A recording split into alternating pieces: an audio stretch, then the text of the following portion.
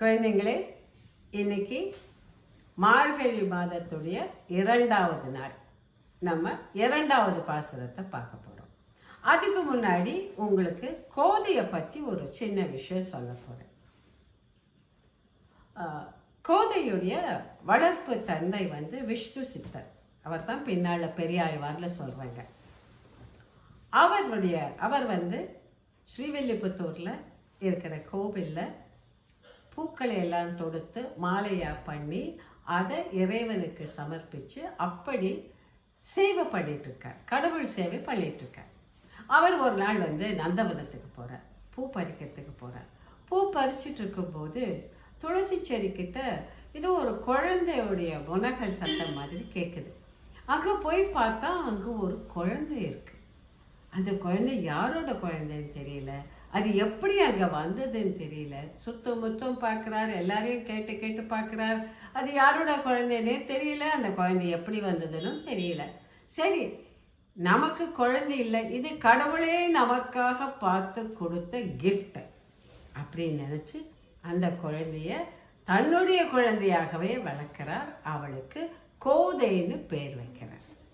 இந்த கோதை தான் பின்னால் ஆண்டாள்கிற பேரில் பாசுரங்கள் எல்லாம் இயற்றார். இப்போ 2வது நாள் பாசுரத்துக்கு போகும். 2வது நாள் பாசுரத்தில் என்ன சொல்கிறாங்கன்னா, இந்த நோன்பை எப்படி கடைப்பிடிக்கணும், அதற்கான விதிமுறையெல்லாம் என்னென்ன அப்படின்னு சொல்கிறாங்க. இப்போ இந்த பாசுரத்தை மக்களை நோக்கி அட்ரஸ் பண்ணுறாங்க. எப்படி வையத்து வாழ்வீர்கள், இந்த உலகத்தில் எப்படி வாழணுமோ அந்த முறையில் அந்த ஒழுக்க நெறிமுறையோட வாழறவங்களே நாங்கள் சொல்கிறத கேளுங்க. இந்த பாவை நோன்பை எப்படி செய்யணும், அதனுடைய விதிமுறைகள் என்ன, நியம நிஷ்டை என்ன அப்படிங்கிறத பற்றி நான் சொல்ல போகிறேன், அதை நீங்கள் கேளுங்க. முதல்ல என்ன பண்ணணும், பார்க்கடலில் பையத்து என்ற பரமனடி பாடணும். பார்க்கடலில் திருமால் பள்ளி கொண்டிருக்கிறார்.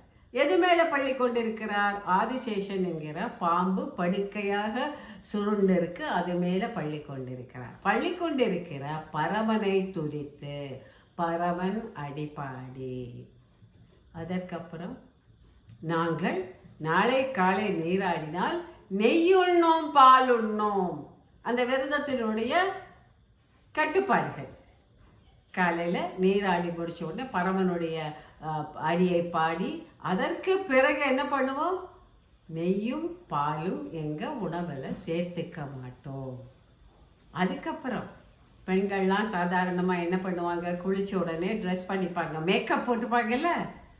இந்த நோன்பு நோக்கும் காலத்தில் இந்த பெண்கள் எந்த விதமான அலங்காரமும் செய்து கொள்ள மாட்டாங்க. குறிப்பாக மையத்தெழுதோ மலரிட்டு நாம் முடியும், கண்கள் பெருசாக தெரியணுங்கிறதுக்காக பெண்கள்லாம் மை போட்டுக்குவாங்கல்ல, அந்த மை நாங்கள் போட்டுக்க மாட்டோம்.